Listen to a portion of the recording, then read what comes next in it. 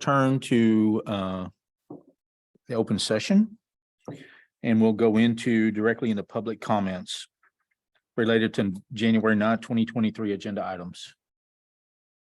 No public comments this evening. Thank you. Item 6, consider an act on the investment officer's change. Ms. Cordell. Thank you, Mr. Owens. This evening, privileged to introduce our interim CFO, Debbie Cabrera. Hi, Debbie. We are so fortunate to have her with us in this transition. She's actually been the interim in 9 school districts. So she knows what she's doing with transitions. She's been with us for about a week, and it has been a very positive addition to our team. And we're so grateful for the work that she is doing.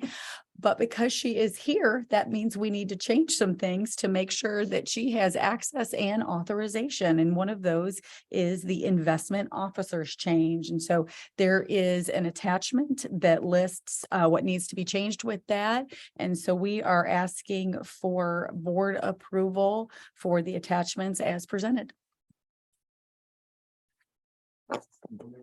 So move Jason James. Second, Marvin Bobo. Opposed? Thank you. Consider an act on amending the authorized representative for banking and investment pools.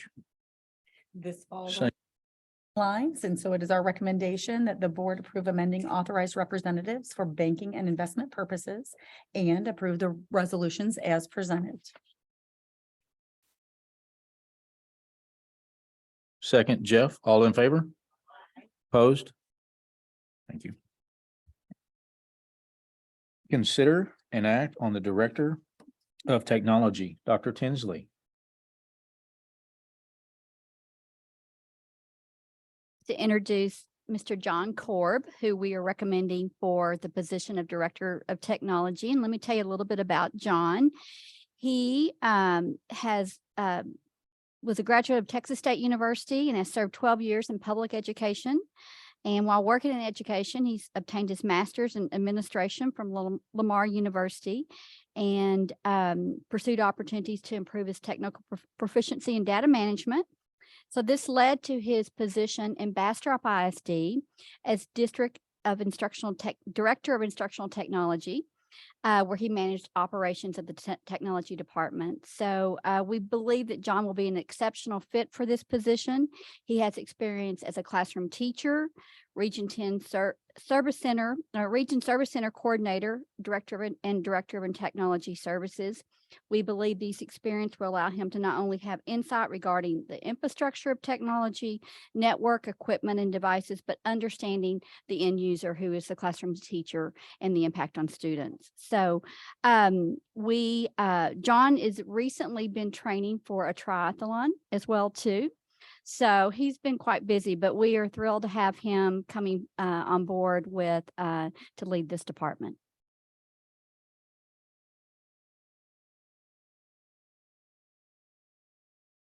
We need to consider an act on this gentleman, and we appreciate you being here.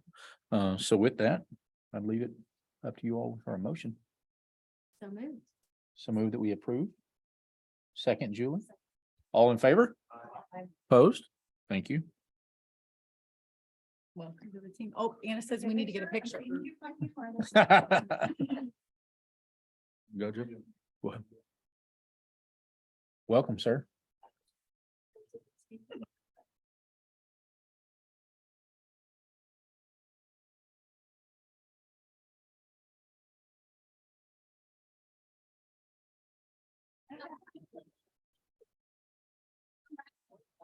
Yeah.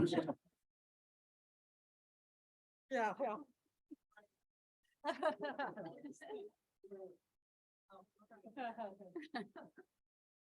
All right.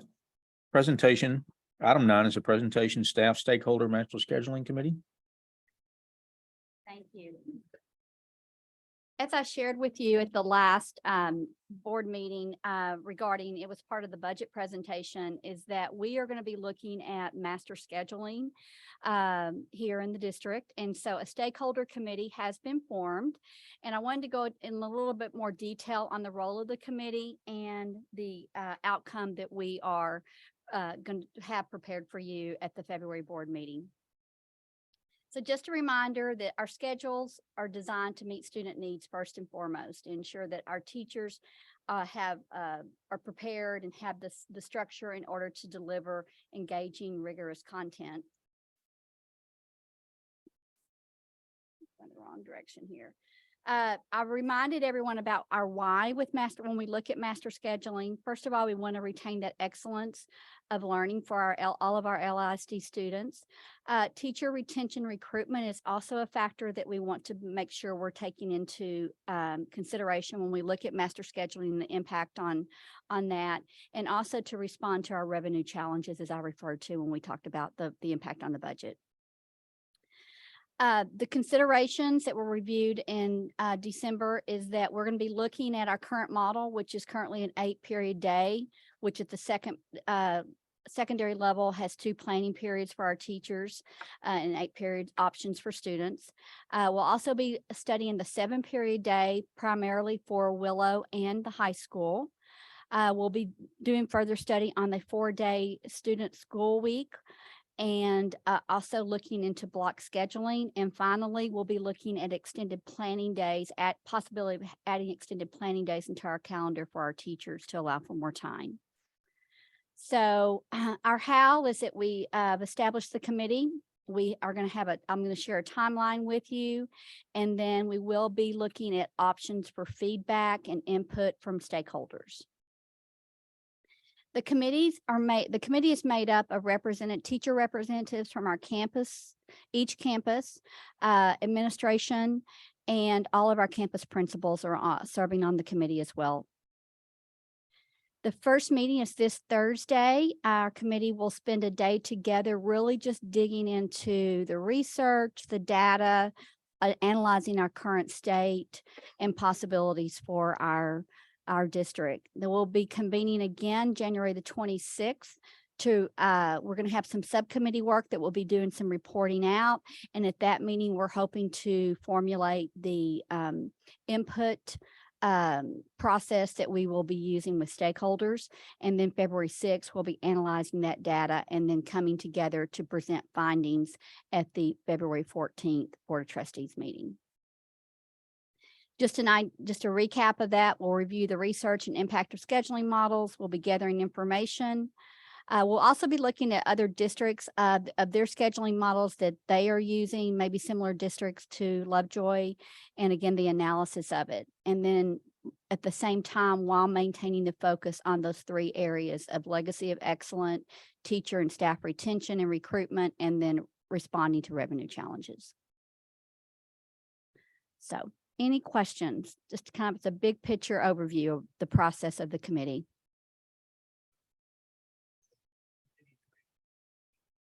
Employees. Correct. Can you talk a little bit more about opportunity for parents and community to provide feedback and be involved in this process? That's the input process. We're envisioning possibly a survey that we will be sending out to parents and all staff.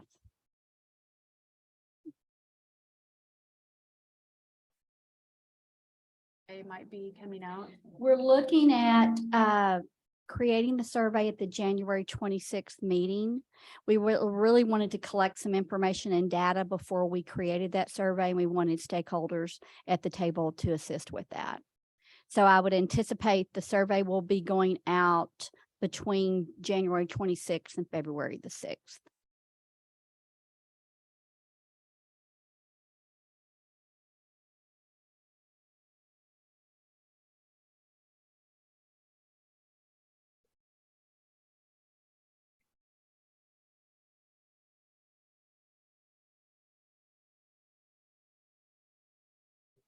Hearing on the Texas Academic Performance Report, TAPER, Dr. Tinsley.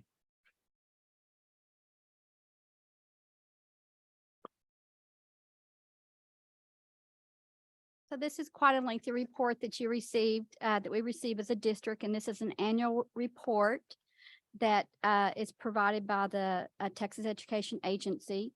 And we call it the TAPER, which is Texas Academics Report, Performance Report, and it pulls together quite a bit of data regarding performance of students, demographics, looking at student groups, looking at programming, and then also looking at district staff and impact. So I've been throughout the year providing you some data when it looks at our academic achievement, looking at the accountability. Really, this just is the final report that comes forward from the state. There were not any significant changes. It just added some additional data, mainly regarding some of our, we look at teachers, we look at years of experience, we look at ethnicity, we look at how we're comparing with like districts. So there was really nothing that was new at the report that we have not been aware of since August of 2022. The highlights of the report, it does confirm that we have their accountability rating. It's official of an A rating. It notes the distinctions both at the district level and the campus level, and that was also lifted up in our district and campus plans that were presented earlier this fall. We met all requirements of special education programming according to the report. It goes into, it also addresses our ACT, SAT participation, our STAR and end of course results, graduation rates, dropout rates, attendance rates, and then also the CCMR ratings, which again, Lovejoy came out very, very well in all of those areas. So that's really what the report is. It's quite lengthy. I think it's a little over 148 pages in length. So if you have any specific questions or comments. And this taper it's posted on the district website as well as each campus website. And it's been there since December 16th.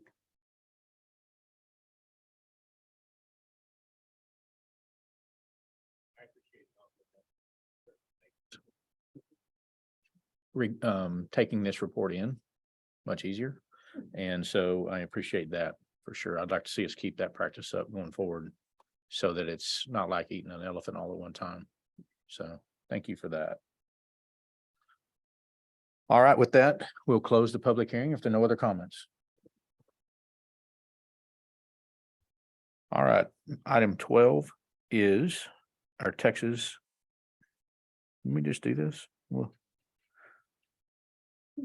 didn't we just do this? Texas. It's because there was the open and closed the hearing in the presentation. All right. So now we're item 13, Lovejoy Scholars Program Planning for 23 and 24 school year. Yes. Okay, let's call college program. Of course, we accept our scholars, and what we have figured out is that many of our scholars, they're either buying homes in the district, they're building homes in the district, or they're tuition based. So those are the scholars that we do attract. A lot of times they start out as tuition based, but then they stay and they become permanent residents there. So those are the three applicants that we get of students. Just from last year. So last year, what happened was in December 12th, we basically closed open enrollment for Lovejoy scholars or inter-district transfers. We had accepted 348 students December 12th or before. Okay. However, when we ended the school year in May, on May 27th, we had 276 Lovejoy scholars. The reasoning being is because we had about 20% that actually became residents in our district. So it's definitely an onboarding to get students in our district that become, scholars that do become residents. This year, we opened it up again. And of course, we did have a tuition there. So we accepted 231 accepted scholars as of September 1st. Right now, we have 223 that were there December 15th, and we lost about 10% because they also became residents. Anticipating we'll probably lose a total of 20% if this continues. 10% became residents. We lost one student because they had moved out of state, but mostly once they start, they stay. as because the kids are still here because they become residents. So we did open the application process back up, and we enrolled about 7 more. And so we had 229 scholars that started when we came back on that first day of school in the spring, January 4th. So 229. Of course, those are at different rates because of the 4,000 versus the 9,000. So we'll get into that a little bit more here. Yes, sir.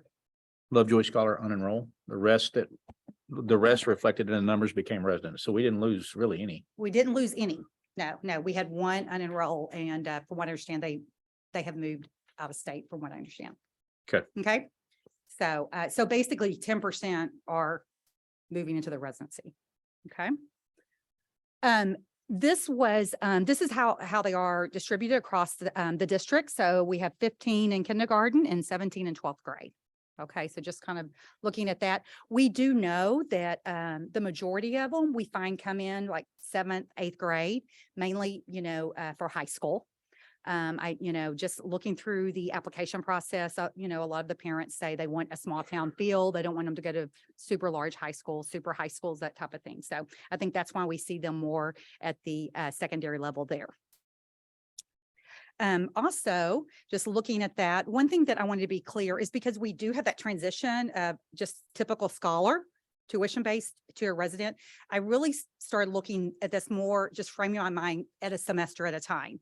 So if you look at this, so going into the spring semester, spring only, we have 190 that came in at the $4,000 tuition rate, but really is only $2,000 for the spring. And then new scholars, we have 39 at the 9,000 tuition rate. However, we'd be collecting 4,500. So that's what we'd be collecting in the spring. Does that make sense to y'all? Okay. So just wanted to be clear about that because it's a revolving door into one. And then, so if we looked at the fall, so if all of those scholars came back, I removed the 16 seniors because we had 16 at the, of course, $4,000 rate and 1 at the $9,000 rate. Okay. So that would leave 212. And so that would be for fall of 2023, this next fall, that would be what we would try to collect in tuition. It's what we'd collect in tuition. And then I made a note at the bottom, if the district accepted 15 kindergarten scholars, because we're losing 17 seniors, but we had 15 enrolled this year, the district would add 67,500 in fall tuition to that because of the rates. Okay. I just wanted to make some clarifying points there. Remember in 21-22, there was no tuition was collected, and that's when we had over about 348 that had entered, about 350 there. Tuition is collected for any student that does not have proof of residence by the first day of each semester, unless they're an employee's child. But that's how we determine if they pay tuition for that semester. So on the very first day of enrollment. That's why we collect that there. Starting in the 22-23 school year, any return Lovejoy Scholar and their siblings, first time enrollees, they were assessed the 4,000 yearly tuition rate, or 2,000 each semester. And then, of course, also this year, if you look for the 2023 school year, 9 siblings were accepted. 1 was not due because of the space. We didn't have it in that grade level at the time. So we did not take a student. And that's what we look at, is we look at, do we have the space for them? We did distribute a sibling survey.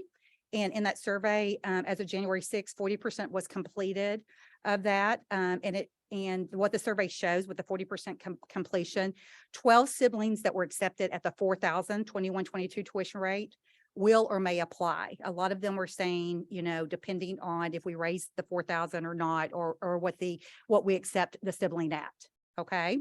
The survey also shows that at the 9,000 tuition rate, 4 siblings said they possibly will or may apply depending on the cost there. Okay. I did also do a Lovejoy Scholar Interest form, which is somewhat selfish because it helps me out because I get a lot of questions daily about Lovejoy Scholars. And so it helps me, and on that interest form, I started that, opened, I believe, November 28th. And since then we have over 90 that have been completed that are showing interest in coming. And a lot of them, are looking at timeline and those types of things. None of them are current. The only ones that, yeah, they would all be new unless they have a sibling. And they might have completed if they have the sibling, but I noticed most of that there's not a correlation. I think most of them that have a sibling have not done it. I just noticed a few on there. That's a good question though. Okay. One thing that I would like to do is, I would like to look at just a timeline of when we would take the application process. Last year was much later. And I do think that interfered with some of the scholars that came because they had to make a decision either with us or with private schools. The unknown from parents on the comment section that I'm getting right now, they're like, when will we know? Or, and I think just knowing that, are we going to have it again? Yes or no? And what the cost is going to be so they can plan ahead. And also for their kids. I mean, we want to do what's best for their kids. So lots of those questions is what I'm currently receiving. So that's why I would like to open it up. And like I said, we have another, I know a board meeting January 23rd, but I'd like to open it up the 1st of February, which really is, last year I opened it up, I think April 1st. So it's really 2 months ahead of time. And then having where returning applications are due. Returning applications, we have all that data. There's not a lot to complete. It's basically, let us know if you're interested. And the parents, it wasn't a huge form. I'm hoping to do electronically. We still were using paper last year, which was also cumbersome. So I'm hoping to do it electronically. And then looking at acceptance notices, that type of thing. And then collecting tuition earlier in May. But this would also give parents a heads up of when that money would be collected. I felt like we took I think 34 more scholars that we accepted into the program, and then they did not come because we didn't accept, we didn't take tuition at that time. It was due a little bit later. So they made some decisions there. So anyway, and then of course, the balance of the scholar tuition due for the second semester, we'd say November 1st there. Okay. And then some considerations, just to think about, of course, those that entered before or the 21-22 school year had the $4,000 tuition. Those this year were $9,000. We do need to consider the tuition rate for incoming siblings of the 21-22 scholar students for this next year. Right now they did $4,000. What are we going to do for next year if they have a sibling? Also talking about board approval tuition and even the process for 2 years. It's not something, even if we need to go back and change it due to some other financial impacts or those things. I do think the consistency would be a positive just from my communication with them. And also I'm going to ask for you to consider the timeline of the application. I will tell you just in closing, we had budgeted, we planned on collecting a little bit over 800,000 and we actually have collected over $1 million in the program. No, that is not. Allotment or the state funding we get for each of those Correct. students That as is well. just tuition. Right. Correct. Questions for me?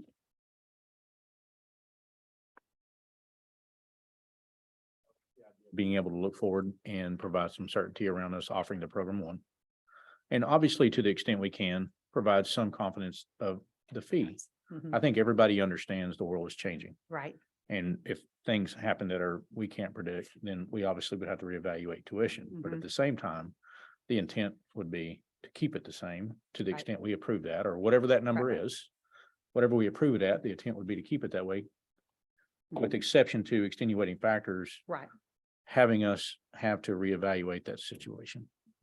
So, And also, I mean, us knowing earlier, it helps with staffing, it helps with planning. There's, all those types of things go into that. the Enrollment numbers. the sibling situation is interesting. Uh-huh. So you have 12, that means there's 12 already here at least. So that's 24. Well, actually, there's 12 that may come. 12 that may come, that means there's 12 here. Yes. Right? If they're Right, siblings. correct. So So if you get to a point where you don't get the 12, you probably lose the others. Right? possibly. So that could be, something I'm to not think- sure the loss is worth the gain. Right.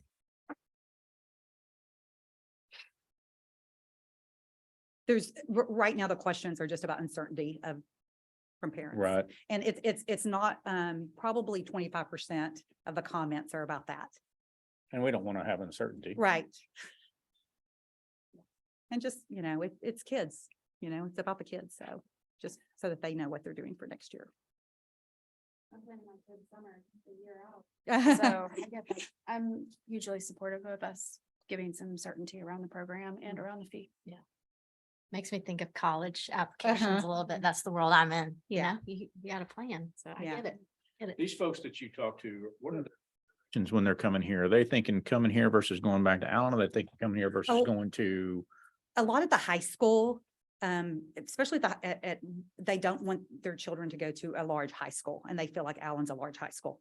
So they considering here a private school, or are they Here or considering here? private school, yes. So they're A lot- gonna go to, A lot of them also are out of state, and they moved here, and they're either in. they're you the know, building by people. right? Yes, yes. And sadly, many of them, they live, and they'll tell me, I live half a mile from the high school.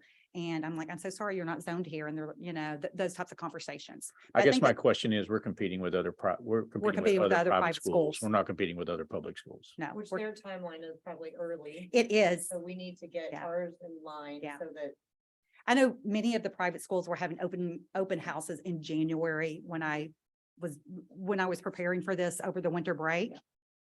They were, they were actually having open houses this month.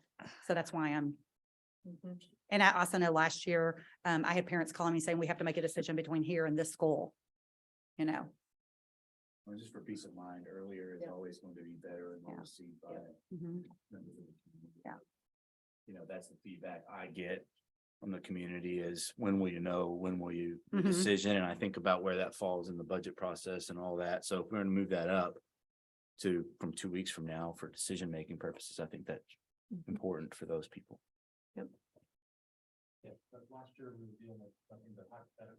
Correct, You can have real data before the budget's approved. right. You could- Right. And, last year like our assumption was we were hoping to get 17 at the $9,000 rate and we got 34. So that to me was, yeah, it was. Well, the 81 is a pretty good indicator. Mhm. Yeah, just quickly. Any other questions for Anna? Actually, I have that right here if you would like to ask. Yeah, I'm glad you did. Did he- Functional Just capacity. asking about capacity and Yeah. in the individual grade levels. Yeah, I looked and every grade, at every campus, we do. Now grade levels, it's a little bit more specific, Right. And I know something that when we look at projections, we need to look at is that, like right now, I know second and third grade numbers are high. That's why we couldn't take kids in some of those. So those are some things that we consider. And also, do we add a teacher there? Does it make sense to do that? Because we have the room, we have the space. We have the space. And Correct. so it's just a matter of who applies, what grade the level they apply Correct. for, Mhm. and our capacity in terms of teaching capabilities at that grade level. Right. So all those factors have to come into play. And so you take that with early planning. There's very few win-win situations. I can see this only as a win-win because you get the advance notice, we get the advance notice for planning in terms of budgeting. Right. It's, I can see how this works really well. Thank you. Okay, thank you, guys. All right, item 14 is community coffee talks. So just to open this up to you all, obviously, we want to move forward with a little bit different format and have these quarterly. I think discussion wise, February, April, September, and November possibly. For 1 hour increments, we would post these meetings so that all board members could attend. Our goal would be to continue to have an intimate or a personal conversation with the community and not have necessarily an agenda posted with action items, but an open discussion format like we have had. To be able to give each board member an opportunity to be present. So the purpose of posting would be to ensure that we're legally in compliance with that. The challenge will be for us in the community is that we can't really deliberate things that are going to happen in a future board meeting or that could happen in a future board meeting. It's more to have a discussion and talk about things that are of concern or interest, or really just to stay connected relationship wise with the community so we can continue to hear from them. So that's kind of my presentation. Would like to get something on the books for February. And if you guys have any questions or want to add to that, then I'd love to hear that. I think as long as we can continue to, like you just said, the purpose of a coffee talk is a more informal back and forth dialogue. Then there's you can directly contact any one of us. And then there's this format where we're at a board meeting and we conduct business. So we have to understand that each has its different mode of communication. So making sure we're clear about the purpose of why we're doing the coffee talks, I think is important. I think we might hand out meetings and to help people understand why there is a spokesperson for the board, why there is this structure so that we can have these communications and not have challenges with violating that or having it become an issue. But I would say the coffee talks we had were really excellent. The community was excellent. The discussion was excellent. And I think it did a lot for both of us to interact together even though it was an informal setting, in a formalized setting, called meeting. So, all right. If there are no other comments, then we'll move on to item 15, Ms. Cordell. Yeah. January is School Board Appreciation Month, and we certainly appreciate each one of you for your leadership of the community, of the school district, and being the ultimate volunteer. It's a huge sacrifice of your personal time and a huge sacrifice for your family for you to serve in this way, and we are deeply grateful. We will celebrate you more formally at the regular January meeting, and then we also have some fun things planned out on our campuses for you to connect more closely with our students and our teachers and our staff. So we're excited about that, but I just wanted to remind the community that it is School Board Appreciation Month. Awesome. Thank you for that. And with that, I don't have any announcements. This would be not planned, but a record-setting meeting. What's that? We're adjourned.